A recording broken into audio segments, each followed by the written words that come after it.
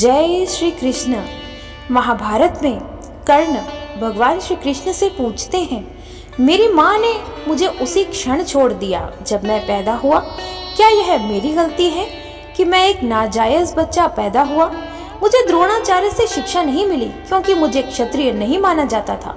परशुराम ने मुझे सिखाया, लेकिन फिर मुझे सब कुछ भूल जाने का श्राप दिया जब उन्हें पता चला कि मैं क्षत्रिय नहीं बल्कि सूत पुत्र हूँ।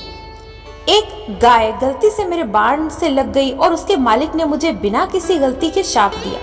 द्रौपदी के स्वयंवर में भी मेरी बदनामी हुई, यहाँ तक कि कुंती ने भी अपने अन्य पुत्रों को बचाने के लिए मुझे ही सच बताया।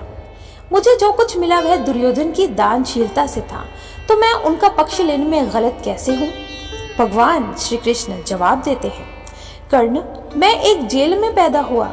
मेरे जन्म से पहले ही मौत मेरा इंतजार कर रही थी। जिस रात मैं पैदा हुआ, मैं अपने माता पिता से अलग हो गया था। आप बचपन से ही तलवारों, रथों, घोड़ों, धनुष बाणों का शोर सुनकर बड़े हुए हैं। चलने से पहले ही मुझे अपने जीवन पर केवल गाय के झुंड, गोबर और कई प्रयास मिले। न सेना न शिक्षा। मैं लोगों को यह कहते हुए सुन सकता था कि मैं उनकी सभी समस्याओं का कारण हूँ। जब आप सभी को आपके शिक्षकों द्वारा आपकी वीरता के लिए सराहा जा रहा था, तब मुझे कोई शिक्षा भी नहीं मिली। मैं 16 साल की आयु में ही ऋषि सांदीपनि के गुरुकुल में शामिल हो पाया था। आपने अपनी पसंद की लड़की से शादी की। मुझे वह लड़की नहीं मिली जिससे मैं प्यार करता था, बल्कि मैंने उससे शादी की जो मुझे चाहते थे या जिन्हें मैंने राक्षसों से बचाया था।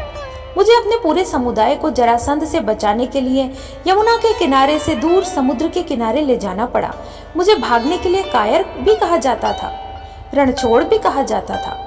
यदि दुर्योधन युद्ध जीत जाता है तो आपको बहुत श्रेय मिलेगा। धर्मराज के युद्ध जीतने पर मुझे क्या मिलेगा? केवल युद्ध और उससे संबंधित समस्याओं के लिए दोष।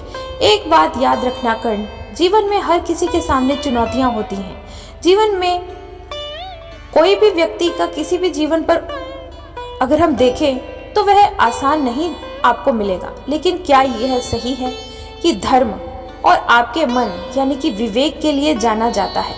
हम कितनी भी नाइंसाफी करें, चाहे कितने भी बार बदनाम हों, कितनी भी बार गिरे, अहम बात यह है कि आपने उस वक्त क्या रिएक्ट किया।